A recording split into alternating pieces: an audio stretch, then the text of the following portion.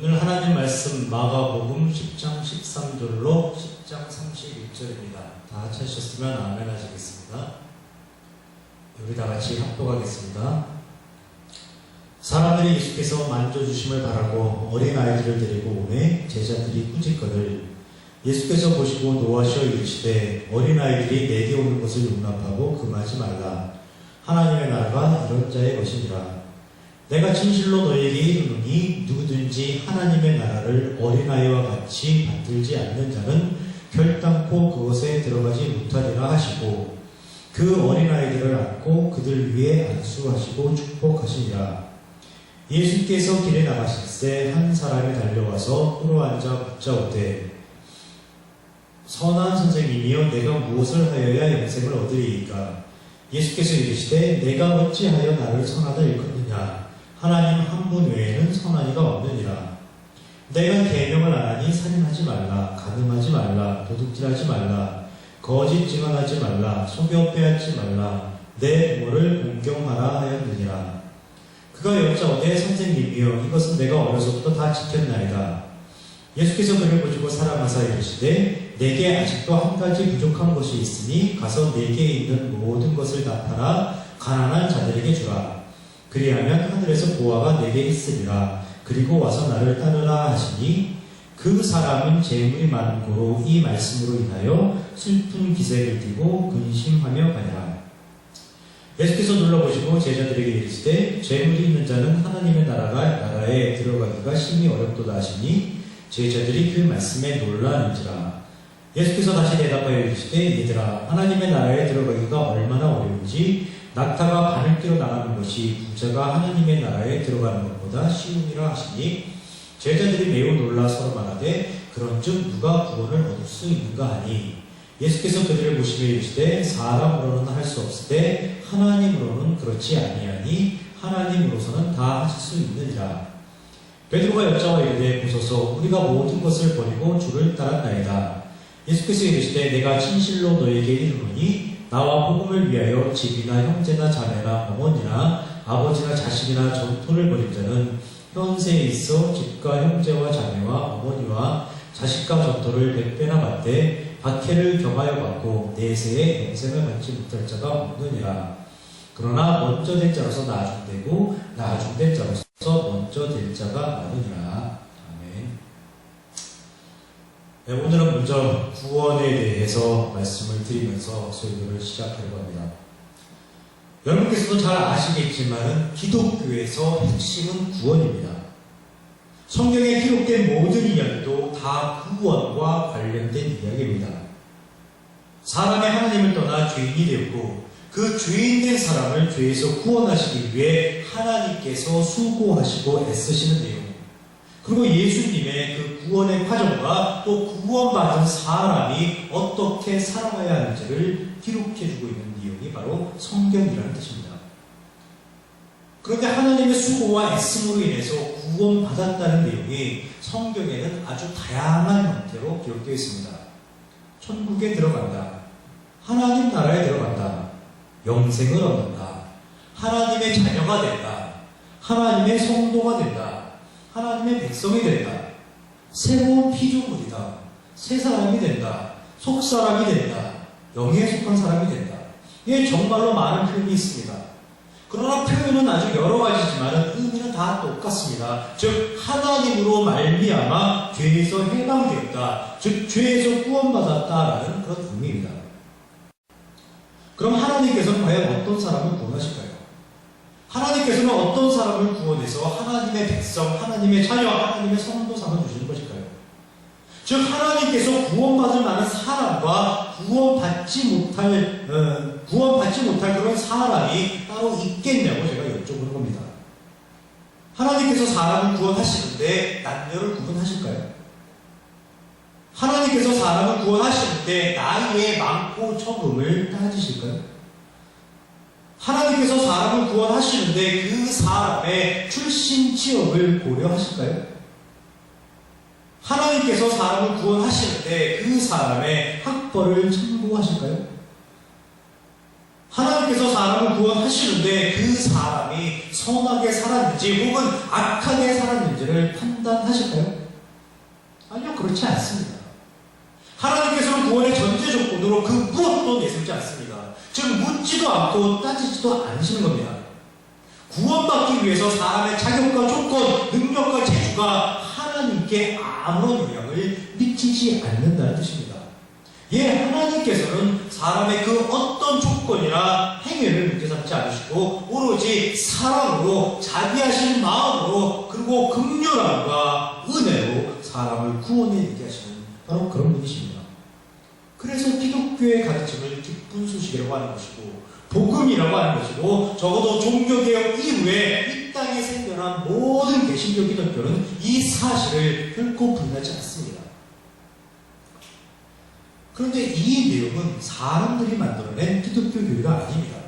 종교개혁자들이 구원은 오로지 하나님의 은혜로만 말미암는 것이라고 주장하면서 그들 스스로가 만들어낸 교리가 아니라는 사실입니다. 그럼 이 교리는 어디에서 나왔을까요? 당연히 성경에서 나왔죠.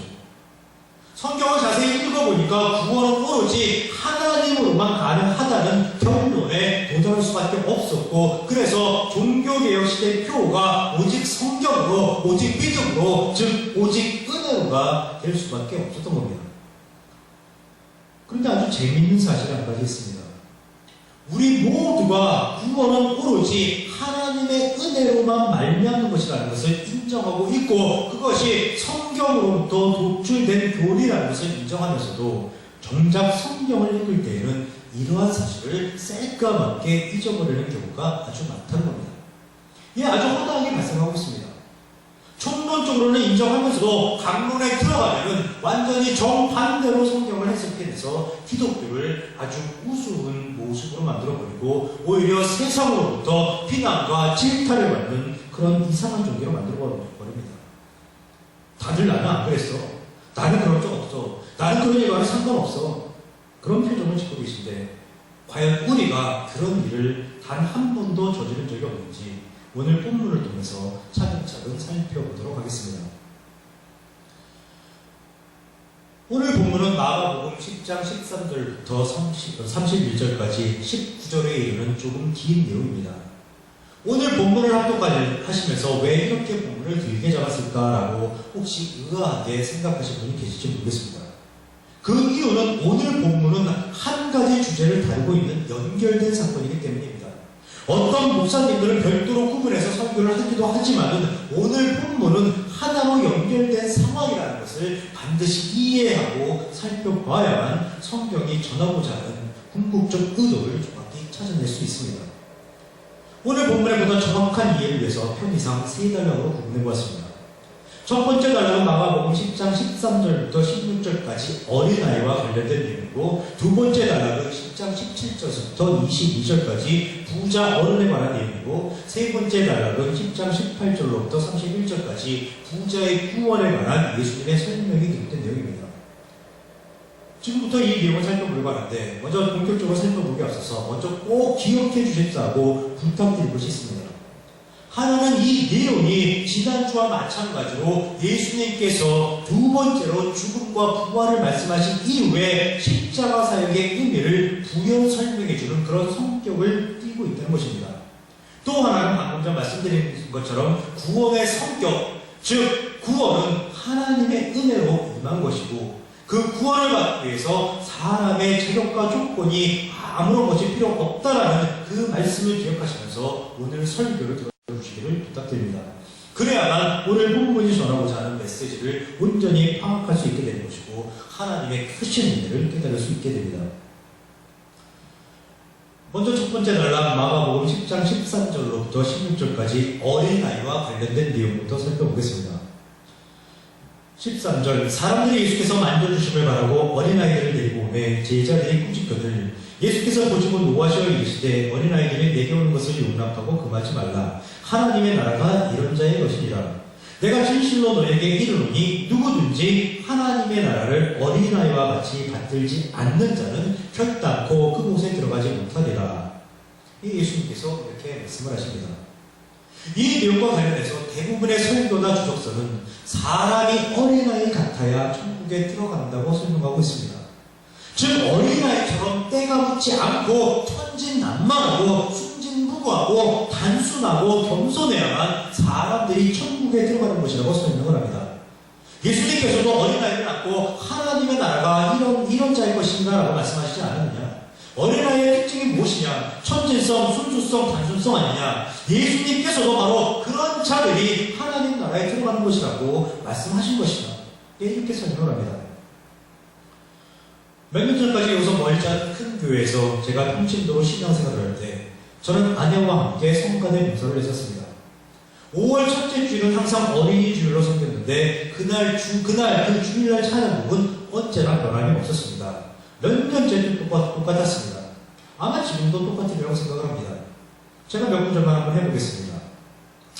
저 하늘나라는 어린이가 알아 어린이 같아야 거기 들어갈 수 있고 어린이처럼 자기를 낮추는 사람이 거기서 가장 큰 사람이라네. 예, 설교나 추석소나 찬양곡 모두 어린아이 같아야 하나님 나라에 들어갈 수 있다고 그렇게 설명을 합니다.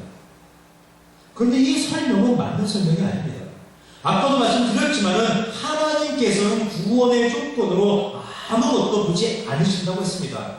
성별 안 봅니다. 나의 학벌 출신적 안 봅니다. 심지어 그 동안의 삶마저도 아무런 변수가 되지 않는다고 했습니다. 오직 은혜로 구원하시는 것이고 개신교 기독교는 그것을 다 인정하고 있다고 했습니다. 그런데 오늘 본문 마가복음 10장 13절에서 16절 이 내용을 딱 만나기만 하면 이야기가 확 바뀌어버립니다. 어린아이 같아야 어린아이 같은 그런 성품을 지니고 있어야 하나님 나라에 들어갈 수 있다고 설명을 하는 것입니다. 어린아이 같은 그런 존재가 하나님 나라에 들어갈 수 있는 것이라면 정작 왜 유아세례를 하는지 저는 도대체 이해할 수가 없습니다. 유아세례가 아실 것입니다. 유아세례가 무엇입니까? 어려서 죽으면 혹시 구원을 받지 못할까봐 미리 세례를 행하는 기독교 오래된 전통입니다. 어린아이 같아야 하나님 나라에 들어갈 수 있다고 주장을 하면서 정작 어린이는 구원을 받지 못할까봐 미리 유아세례를 행하는 이율배반적인 모습을 지금 기독교가 보이고 있단 말입니다. 앞뒤가 전혀 맞지 않는 행동을 기독교인들이 아무 생각 없이 하고 있습니다. 세상 사람들이 이런 기독교를 보고 뭐라고 할까요? 이런 기독교를 이해해 줄까요? 솔직히 저 같아도 이해하기 힘듭니다. 앞뒤가 안 맞아도 앞뒤가 안 맞아도 정말 안 맞는 게 너무나 많습니다. 여하튼 설교나 추석서나 찬양곡 모두 어린아이 같아야 하나님 나라에 들어갈 수 있다고 설명을 합니다. 그런데 왜 그렇게 설명을 할까요? 그 이유는 너무나 간단합니다. 성경에 그렇게 기록되어 있습니다. 하나님의 나라가 이런 자의 것이니라. 누구든지 하나님의 나라를 어린아이와 같이 받들지 않는 자는 결단코 그곳에 들어가지 못하리라. 예, 이렇게 예수님께서 말씀하셨습니다. 그래서 어린아이 같아야 하나님 나라에 들어갈 수 있는 것이구나 이렇게 쉽게 결론을 내버립니다. 그런데 예수님께서 과연 그런 의도로 말씀을 하신 것인가요? 나는 때묻지 않은 사람만을 좋아해. 나는 천진난만하고 순진무구한 사람들만을 좋아해. 우선 그 사람들부터 내가 천국으로 불러드릴 거야. 그러니까 알아서들 잘 살아. 예수님께서 이러시겠냐는 겁니다. 그렇지 않습니다. 사람들이 다 성경의 내용을 문자적으로만 해석해서 오해하고 있는 것이고 그 오해가 하나님 나라에 들어가는 별도의 수단과 방법이 있을 것이라는 그런 심각한 기독교의 왜곡을 만들어내는 것입니다.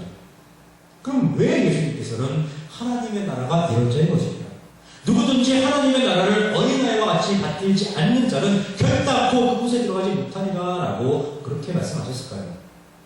그 이유는 제자들 때문입니다. 마가복음 10장 13절 이렇게 기록되어 있습니다.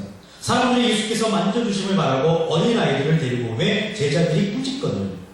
사람들이 어린아이를 데리고 나오는데 제자들이 그들을 꾸짖었다고 합니다. 왜 제자들이 꾸짖었을까요? 복음서에 보면 어린아이들 이외에도 병자들이 예수님께 나아올 때 그리고 귀신 들린 자들이 예수님께 나올 때, 그리고 이방인들이 예수님께 나올 때 제자들이 그들이 예수님 앞으로 다가오는 것을 그 많은 내용을 종종 보게 됩니다. 왜 제자들은 그들이 예수님께 가까이 다가오는 것을 금했을까요? 제자들은 어린아이, 병든 자, 귀신 들린 자, 죄인, 이방인들은 예수님 앞으로 나올 수 있는 그런 대상자가 아니라고 생각을 하기 때문입니다. 예수님의 품격에 그들은 어울리지 않는다고 생각을 하는 것입니다. 로마부터 이스라엘을 해방시킬 메시아, 이스라엘을 살기 좋은 세상으로 만들어줄 메시아, 그 메시아가 계신 자리에 함께 할 수 있는 사람이 있고 결코 함께 해서는 안 될 사람이 있다고 그들은 생각하는 것입니다. 제자들은 지금 자신들을 바뀌면서 사람들의 자격과 조건을 따지고 들고 있는 것이고 사람들을 마치 하루 등급처럼 나누고 있는 겁니다. 어떤 사람이 든지 길거리에서 서로 다퉜던 제자들, 자신들을 따르지 않는 사람은 배척하고 사회적 약자인 여자를 차별했던 그런 제자들의 생각에 자격과 조건이 합당한 자가 따로 있고 자격과 조건을 전혀 갖추지 못한 자가 따로 있다는 겁니다. 제자들은 왜 이렇게 생각할까요? 모두 다 예수님의 사역을 오해하고 있기 때문입니다. 예수님을 모든 사람을 죄에서 해방시킬 구원자로 인식하는 것이 아니라 이스라엘의 현실적 문제를 해결해줄 그런 지도자, 그 개혁가 정도로만 인식을 하니까 제자들이 이런 것입니다. 이런 제자들에 대한 예수님의 반응이 마가복음 10장 14절입니다. 예수께서 보시고 노하시어 이르시되 어린아이들이 내게 오는 것을 용납하고 금하지 말라. 너희들이 지금 사람의 자격과 조건을 따지냐? 그러면 너희들은 자격과 조건이 충분하냐? 그래서 내가 너희들이 자격과 조건이 충분하기에 내가 너희들을 제자 삼았다고 생각하는 것이냐? 아니야. 너희도 모두 똑같은 존재야. 하나님 앞에서는 잘난 사람, 못난 사람 구별되지 않아. 하나님 앞에서는 부자와 가난한 자 구별되지 않아. 하나님 앞에서는 건강한 자와 그 병든 자가 따로 존재하지 않아. 하나님은 모든 사람을 똑같이 생각하고 모든 사람을 똑같이 대우해 주시는 바로 그런 분이야. 예수님께서는 이 말씀을 통해 제자들을 이렇게 깨우쳐 주시는 것입니다. 그러면서 하시는 말씀, 하나님의 나라가 이런 자의 것입니다. 내가 진실로 너에게 이르노니 누구든지 하나님의 나라를 어린아이와 같이 받들지 않는 자는 결단코 그곳에 들어가지 못하리라.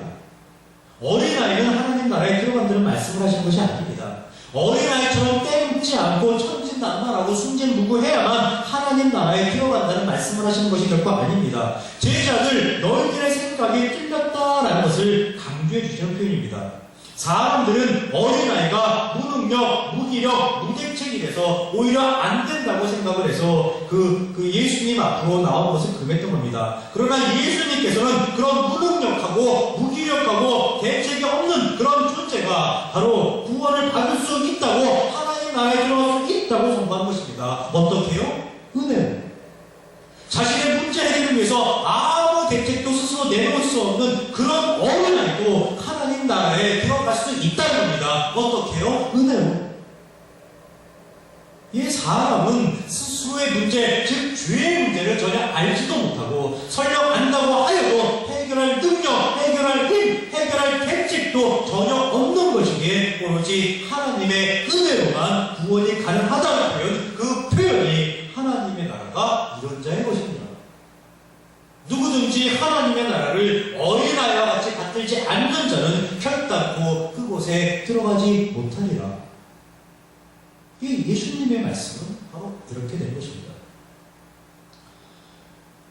지금까지 말씀드렸던 내용, 즉 하나님 나라에 들어가기 위해서는 별도의 자격과 조건, 능력과 재주가 따로 필요한 것이 아니라 오직 하나님의 은혜로만 가능하다는 것을 한 번 더 보여주는 내용이 10장 17절에서부터 22절까지 부자 어른에 관한 이야기입니다.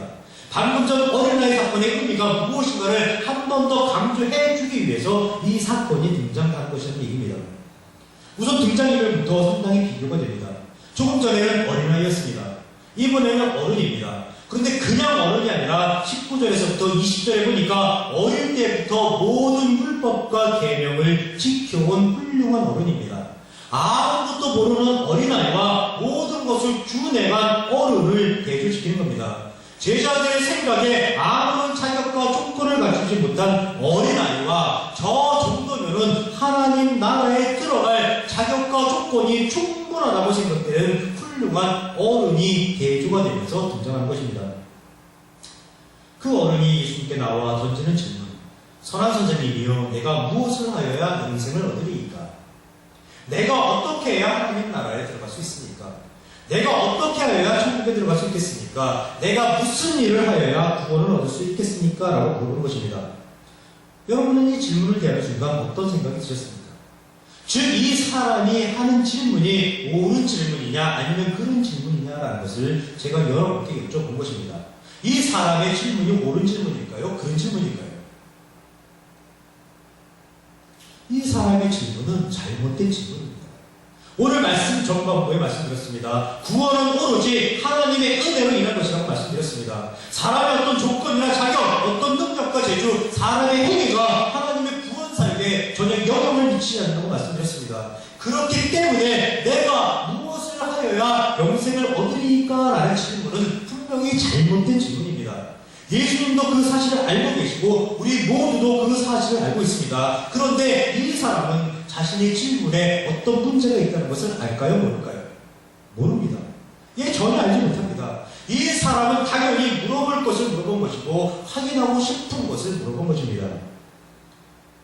이 사람이 살던 시대에는 유대교 시대였습니다. 율법을 지켜 행해야 하나님 나라에 들어갈 수 있다고 굳세게 믿던 그런 시대였습니다. 모든 계명을 준행해야 영생을 얻을 수 있다고 굳세게 믿던 그런 시대였습니다. 그런 시대에 어려서부터 모든 율법과 계명을 다 지켰다고 자부하는 사람이 나와서 내가 무엇을 하여야 영생을 얻으리까? 라고 물어보는 것입니다. 이 질문 속에 숨겨진 그 의도를 잘 아셔야 합니다. 이 질문은 선생님, 저는 어려서부터 모든 율법과 계명을 다 지켜 행했습니다. 그러니까 당연히 분명히 확실히 영생을 얻을 수 있겠죠 라고 긍지와 자부심과 교만함을 가지고 확인하며 예수님께 물어본 겁니다. 그런데 이 질문은 이 사람만의 질문이 아니라 모든 사람들의 보편적인 질문입니다. 예, 모든 사람들이 궁금해하는 그런 질문입니다. 그런데 이 질문의 배경에는 두 가지 중요한 핵심 요소가 들어가 있습니다. 첫째는 뭐냐면 내가 행동하여야 한다는 겁니다. 즉 행동하지 않으면 아무것도 없다는 그런 의식이 깔려있는 겁니다. 오로지 자신의 존재만 알지 하나님의 존재와 하나님의 일하심에 대해서는 전혀 고려하지 않고 있습니다. 둘째는 내가 할 수 있다고 생각을 하는 것입니다. 사람의 행동을 해서 스스로 하나님 나라에 들어갈 수 있는 자격과 조건을 만들어낼 수 있다고, 사람이 어떤 행동을 해서 그 결과로 하나님 나라에 들어갈 수 있는 그 조건을 충족시킬 수 있고 취득시킬 수 있다라고 사람들은 생각하고 있는 겁니다. 자신이 죄인이라는 것을 전혀 알지 못하기에 이런 생각을 하는 것입니다. 예수님께서는 사람들의 이런 마음을 아실까요? 모르실까요? 당연히 아십니다. 예수님께서 이 사람이 질문한 의도를 아실까요? 모르실까요? 당연히 아십니다. 그럼 예수님께서는 어떻게 대답을 하실까요? 자기는 자격과 조건이 충분하다고 긍지와 자부심과 교만을 가지고 있는 그 사람에게 예수님은 어떻게 대답을 하셔야 하실까요? 그래, 너는 충분히 자격이 있어 라고 하실까요? 아니면은 너는 자격이 없어? 이렇게 대답을 하실까요? 예수님께서는 그런 대답을 하실 수가 없습니다. 그런 대답을 하시면 안 됩니다. 왜냐하면 그 사람의 질문 자체가 아예 틀린 질문이기 때문입니다. 아무 자격과 조건이 필요치 않는데 자기는 이런 자격과 조건이 충분하다고 생각하면서 찾아온 사람에게 예수님께서 하셔야 할 수 있는 일은 그 사람의 잘못된 사고방식, 잘못된 인식체계를 깨뜨려 주는 것입니다. 그렇게 생각하는 네 자신이 먼저 문제라는 것을 알려주셔야 한다는 뜻입니다. 그리고 예수님은 그렇게 대답하셨습니다. 그런데 우리는 그 예수님의 대답을 또 오해합니다. 구원받는 데에는 아무 자격과 조건이 필요치 않다는 사실, 구원은 오로지 하나님의 은혜로만 가능하다는 것을 알고 있는 우리가 예수님의 말씀을 오해해서 또 왜곡을 만들어내고 있습니다. 예수님과 대화를 나누고 있는 이 사람보다도 더 미련한 짓거리를 우리 성도들이 행하고 있단 말입니다. 어떻게 그 왜곡이 일어나는지 예수님의 대답부터 먼저 살펴보겠습니다. 내가 무엇을 하여야 영생을 얻으리까? 라고 한 부자가 묻자 예수님께서 네가 계명을 안 하니 살인하지 말라, 가늠하지 말라, 도둑질하지 말라, 거짓 증언하지 말라, 속여 빼앗지 말라, 내 부모를 공경하라 하였느니라 라고 이렇게 대답을 하십니다. 그 사람의 속마음을 깨뚫고 있는 예수님께서 일단은 인정을 해주시는 것입니다. 이것 해봐, 이것 해보고 일단은 얘기를 하자, 이렇게 일단은 인정을 해주신 겁니다. 예수님께서 이렇게 말씀하시자 그 사람은 마치 기다렸던 듯이 선생님이요, 이것은 내가 어려서부터 다 지켰나이다 라고 대답합니다. 다 지켰기 때문에 이제 내가 영생에 들어갈 수 있죠 라고 확신을 하는 것이고, 그 확신을 예수님께 재차 확인하는 겁니다. 바로 그때 예수님의 충격적인 말씀이 등장합니다. 내게 아직도 한 가지 부족한 것이 있으니 가서 내게 있는 것을 다 팔아 가난한 자들에게 주라. 그리하면 하늘에서 보화가 내게 있으리라. 그리고 와서 나를 따르라. 예수님께서 이렇게 말씀하십니다. 좋아, 네가 율법을 다 지켜 행했다고? 네가 계명을 다 준행했다고? 그래서 네가 영생을 얻을 자격과 조건이 충분하다고? 그래? 그럼 이것도 해봐. 네가 가진 거 다 팔아서 가난한 사람들에게 나눠주마. 그럼 내가 인정해 줄게. 어때? 할 수 있겠어? 할 수 있겠어? 할 수 없지? 그래, 너는 할 수 없어. 사람은 그렇게 할 수 있는 존재가 아니니까. 너의 행위로 영생에 이를 수 있다는 네 생각 자체가 처음부터 아예 틀렸던 거야. 애당초 너의 질문 자체가 처음부터 잘못된 질문이었던 거야. 구원은 너의 생각과 달리 네가 무엇을 하면 구원을 얻을 수 있다는, 영생을 얻을 수 있다는 너의 생각과 달리 오직 하나님의 은혜로만 가능한 것이야 라고 예수님은 그 사람을 깨우쳐 주신 겁니다. 예수님께서 이렇게 말씀하시는 것인데 그동안 우리는 이거를 어떻게 설명할 줄 아십니까? 이 사람은 하지 말라는 소극적 계명은 다 지켜야겠습니다. 그런데 그것은 누구나 다 할 수 있는 일입니다. 보다 적극적인 계명을 준행해야만 합니다. 자신의 소유를 다 팔아서도 이웃을 위해 선행을 베풀 수 있는 그런 존재가 되야만 합니다. 예수님께서는 바로 그런 적극적인 자세를 원하신 것입니다. 하나님 나라를 소망하고 하나님 나라에 들어가기를 원하신다면 자신의 소유를 모두 하나님께 바칠 수 있는 그런 적극적인 삶을 살아야만 하는 것입니다. 그래야만 하늘에서 더 큰 보화를 받을 수 있습니다. 사람들은 이렇게 얘기를 합니다. 이게 말이 된다 안 된다? 이게 말도 안 되는 결론입니다. 그런데 말도 안 되는 이런 결론에 넘어가는 사람이 있을까요? 없을까요? 불행하고도 있습니다. 정말로 자신의 소유를 다 파는 사람이 있습니다. 보이지도 않는 저 세상을 소망하고 이 세상을 지옥처럼 사는 사람이 있습니다. 그리고 그런 것이 믿음이 좋은 것이라고 지켜세고 그런 사람이 믿음을 본받아야 한다고 강조를 하고 있습니다. 그러니 기독교가 세상으로부터 욕을 먹을 수밖에 없는 것이고 기독교인이 세상으로부터 이상한 존재로 여겨질 수밖에 없는 것입니다. 혹시라도 이런 말을 들으면 어떻게 해야 하겠습니까? 그 정답이 이미 성경에 나와 있습니다. 10장 22절 그 사람은 재물이 많음으로 이 말씀으로 인하여 슬픈 기색을 띠고 근심하며 가니라입니다. 이 사람은 떠나갈 수밖에 없습니다. 예수님의 말씀의 참 의미를 깨닫지 못하니까 내가 도저히 할 수 없는 일을 예수님께서 하라고 권고한 것으로 오해하니까, 그리고 그것을 결국은 해낼 수 없으니까 슬퍼하면서 근심하면서 갈 수밖에 없는 것입니다. 그러나 여러분은 그냥 가십시오. 떳떳하게 가십시오. 이 사람처럼 슬픈 기세 보일 필요 없습니다. 근심할 필요 전혀 없습니다. 아무 미련 갖지 마시고 그냥 떠나십시오. 그래도 아무 문제 없습니다. 제가 책임지겠습니다. 왜냐하면 하나님께서는 사람의 자격과 조건을 보시는 것이 아니라 오직 사랑으로, 자비함으로, 오직 긍휼함으로, 오직 은혜로 사람을 구원하시는 그런 분이시기 때문입니다. 여하튼 그 사람은 떠났고 그 사람이 떠나간 난 후에 예수님께서 제자들을 불러 모셨습니다.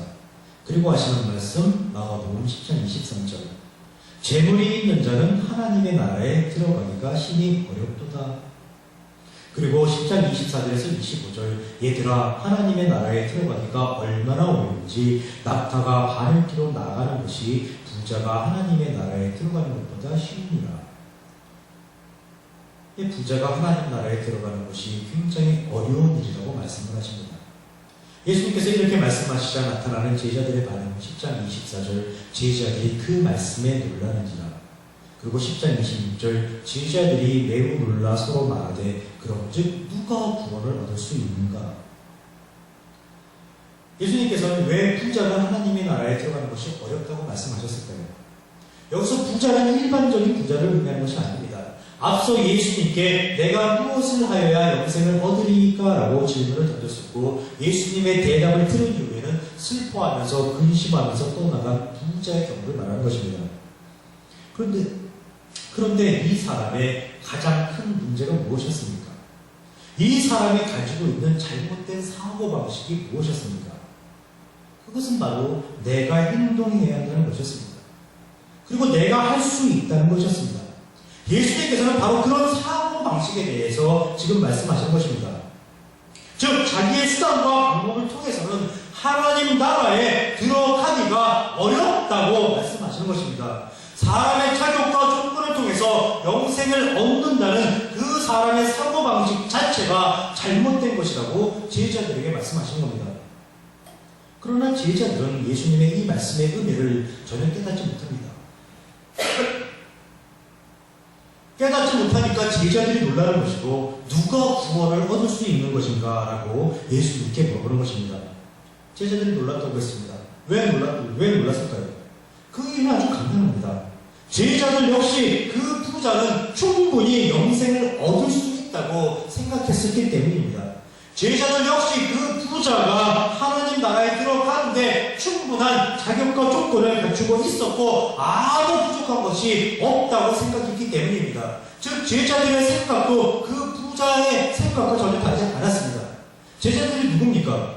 비록 지금 예수님을 따르고는 있지만은 유대교 전통에서 20, 30년을 살아온 자들입니다. 율법을 준수하고 계명을 준행하면 영생을 얻을 수 있다고 배워왔던 자들입니다. 그들의 눈에 어려서부터 다 율법과 계명을 다 지켜 행하였나이다 라고 담담하고 떳떳하게 말하는 부자는 정말로 대단한 사람으로 여길 수밖에 없습니다. 전혀 부족함이 없는 사람으로 느껴질 수밖에 없습니다. 비록 그 사람이 근심하며 슬퍼하며 돌아갔지만은 그 사람이 부자인지라 자기들보다 더 자손도 많이 베풀었을 것이고 선한 일도 더 많이 했을 것이라고 제자들이 생각하고 있는 것입니다. 그런데 그 사람이 하나님 나라에 들어가기가 어렵다고 예수님께서 말씀하시니까 제자들은 당연히 놀랄 수밖에 없는 것입니다. 아니 그런 사람도 하나님 나라에 못 들어간다면 그럼 도대체 어떤 사람이 하나님 나라에 들어갈 수 있는 것이지? 이런 의문이 생길 수밖에 없는 것이고 그래서 누가 구원을 얻을 수 있는가라고 예수님께 물어보는 것입니다. 이 부자마저도 하나님 나라에 들어갈 수 없다는 그런 판결을 받는다면 우리는 어떻게 해야 되는 거야? 도대체 더 얼마나 율법을 지켜야 되는 거야? 도대체 얼마나 더 선행을 해야만 하나님 나라에 들어갈 수 있는 것이지? 이 부자 정도면 정말로 대단하다고 생각했는데 이 사람 정도면 정말 충분하다고 생각했는데 이 사람마저도 못 들어간다면 누가 과연 구원을 얻을 수 있는 거야? 이 사람도 못 들어간다면 우리들은 아예 도무지 근처에도 못 가는 거야? 가능성이 전혀 없는 거야? 제자들의 생각은 무엇입니까? 부자의 생각과 전혀 다르지 않습니다. 부자도 그렇고 제자들도 그렇고 오로지 저들이 아는 것은 오직 한 가지 자신들의 방법, 자신들의 수단, 자신들의 행위에 대해서만 알고 있는 것입니다. 하나님의 존재, 하나님의 일하심은 전혀 그들의 본인 대상에서 제외되어 있습니다. 예수님께서는 구원의 본질에 대해서 말씀하시는데 제자들은 계속해서 구원에 이르는 수단과 방법에 여전히 사로잡혀 있는 겁니다. 예수님께서는 구원은 사람의 자격이나 조건, 능력과 재주, 사람의 행위로만 일하는 것이 아니라 오직 하나님의 은혜로만 가능한 것이라는 것을 말씀하시는데 제자들은 그 부자조차도 구원에 이를 수 없었다면 우리는 도대체 어떤 수단과 방법으로 구원을 얻을 수 있습니까? 라고 예수님께 물어보는 겁니다. 제자들의 질문에 대한 예수님의 대답 마가복음 10장 27절 예수께서 그들을 보시며 이르시되 사람으로는 할 수 없으되 하나님으로는 그렇지 아니하니 하나님으로서는 다 하실 수 있느니라. 예수님의 이 대답의 의미가 무엇입니까? 부자는 안 되고 가난한 자들은 된다는 말이 아닙니다. 어른들은 안 되고 아이들은 된다는 말이 아닙니다. 예수님의 말씀은 사람으로는 안 되고 하나님으로만 된다는 것입니다. 자기의 수단이나 자기의 방법, 자기의 행위를 통해서는 안 되는 일이라는 겁니다. 구원은 오로지 하나님의 수단, 하나님의 행위를 통해서만 될 수 있는 일이다라고 선포하는 것입니다. 그래서 하나님이신 예수님이 이 땅에 오셨다는 것이고, 그래서 하나님이신 예수님이 십자가를 지시겠다는 겁니다. 영생을 얻는 것, 생명에 들어가는 것, 온전해지는 것, 하나님 나라에 들어가는 것, 그것은 우리의 일이 아니라 바로 하나님의 일이라고 예수님께서 선포하신 것입니다. 우리는 하나님 나라에 들어가는 것을 굉장히 어렵다고 생각을 합니다. 왜 그럴까요? 내가 무엇을 해야 하는가 그렇게 생각을 하기 때문입니다. 그러나 하나님 나라에 들어가는 일 결코 어려운 일 아닙니다. 사람의 행위로는 어느 정도가 아니라 아예 불가능한 일이라는 것이고, 하나님의 행위로는 무지하게 쉬운 일이라는 것을 지금 성경은 알려주는 겁니다. 하나님 나라에 들어가는 것이 하나님의 일이라면, 그렇다면 우리는 그것에 관해서 신경 쓸 일이 있을까요? 없을까요? 예, 신경 쓸 일이 없습니다. 예, 신경 쓸 일이 전혀 없는 것입니다. 성도는 하나님 나라에 가느냐 못 가느냐를 신경 쓰는 존재가 아닙니다. 왜냐하면 성도는 이미 하나님 나라에 들어와 있는 그런 자들이기 때문입니다. 성도가 관심을 가져야 하는 것은 오로지 어떻게 하나님 나라를 누리면서 살 것인가, 어떻게 하나님 나라를 이 세상에 구현하며 살 것인가, 어떻게 하나님 원리를 이 세상에 적용하며 살 것인가. 예, 그것이 바로 성도의 관심거리야만 하는 것입니다. 예수님께서는 바로 이런 의도로 사람으로는 할 수 없으되 하나님으로는 그렇지 아니하니 하나님으로는 다 하실 수 있느니라 라고 말씀을 하십니다. 그런데 제자들은 여전히 혼돈에서 벗어나지 못합니다. 그 증거가 10장 28절, 베드로가 여자와 이르되 보소서 우리가 모든 것을 버리고 주를 따랐나이다. 베드로가 왜 이 말을 할까요? 아마 베드로는 진짜부터 이 말을 예수님께 하고 싶었던 것입니다. 즉 예수님께서 부자에게 10장 21절 내게 아직도 한 가지 부족한 것이 있으니 가서 내게 있는 것을 다 팔아 가난한 자들에게 주라. 그리하면 하늘에서 보화가 내게 있으리라. 그리고 와서 나를 따르라라고 그 사람이 말씀할 때부터 보소서 우리가 모든 것을 버리고 주를 따랐나이다 라는 그 말이 하고 싶어서 정말 입이 근질근질했던 것입니다. 자기는 모든 것을 버렸다고 강조합니다.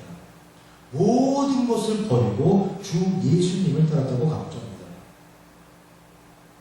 이 말씀의 숨은 뜻이 무엇입니까? 그러니까 우리는 아무 문제가 없겠죠. 내가 모든 것을 버리고 당신을 따랐으니까 내가 영생을 얻는데 아무 문제가 없겠죠.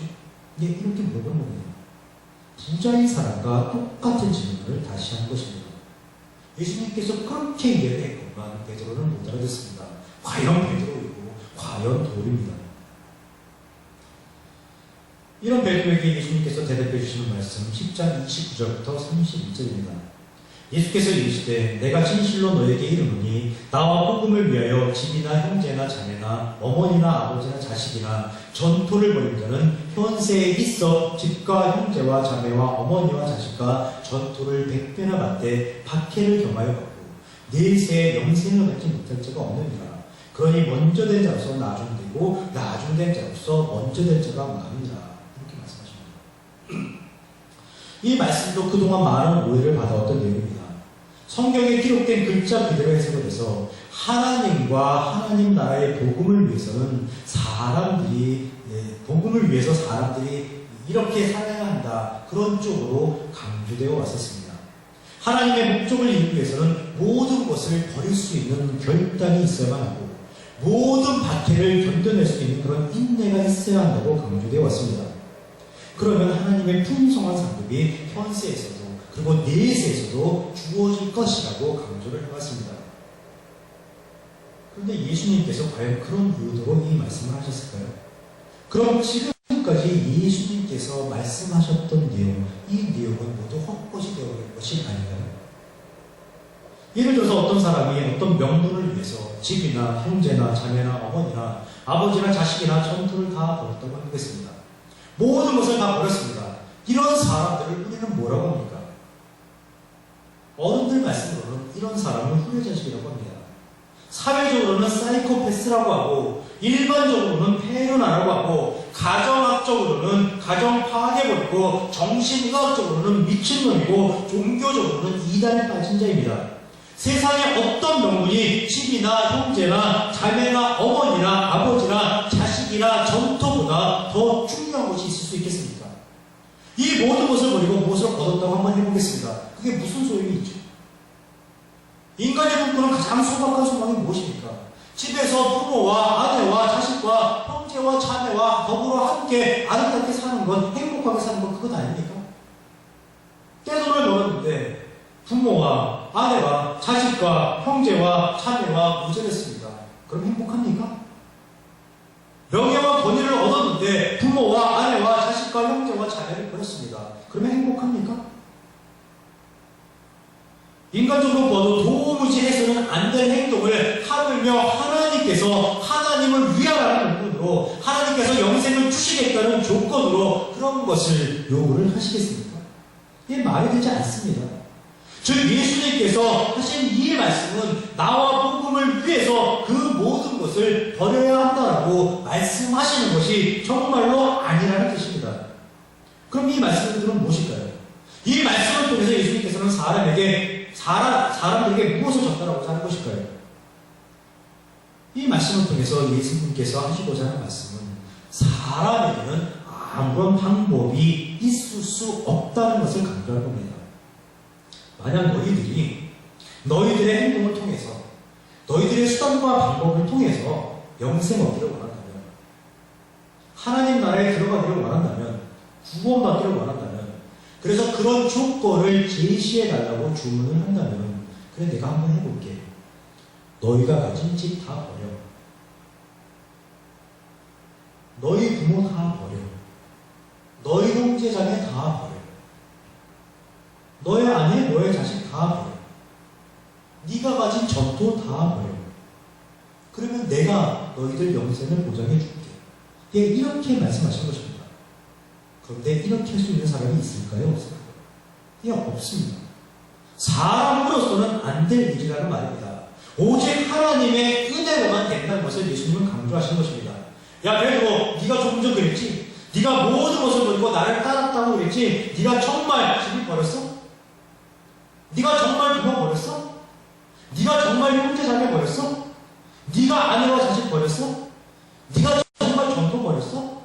네가 정말 물고기 잡던 배를 버리고 나를 따라갔어? 내는 똑바로 보고 얘기해. 솔직히 얘기해.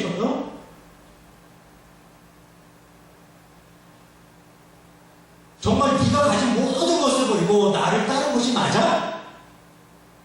베드로는 뭐라고 대답할까요?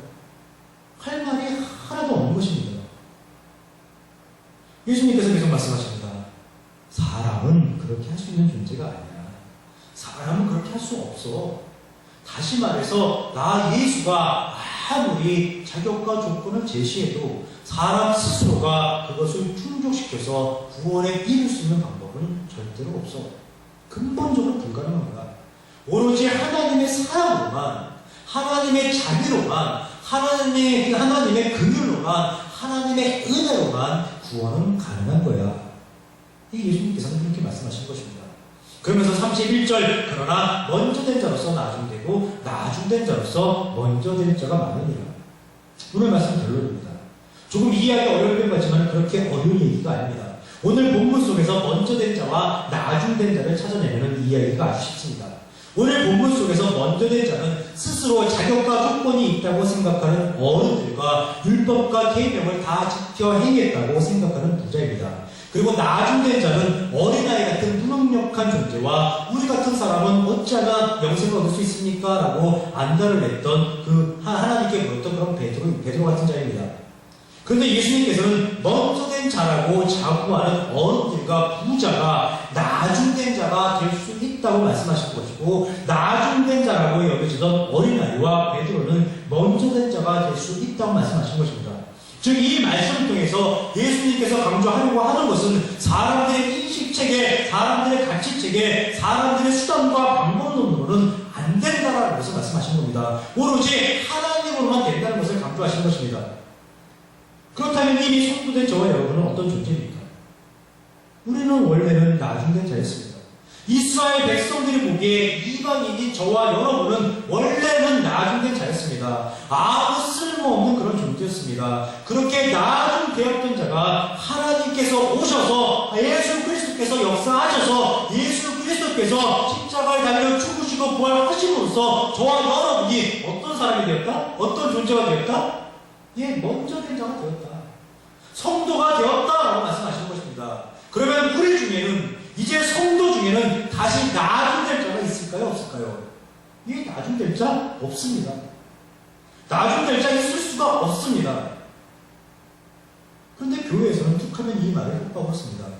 먼저 된 자 중에 나중될 자 많고 지금 아무것도 아닌 것 같지만 이런 자가 먼저 될 수도 있어. 그러니까 까불지 마. 구원받았다고 까불지 마.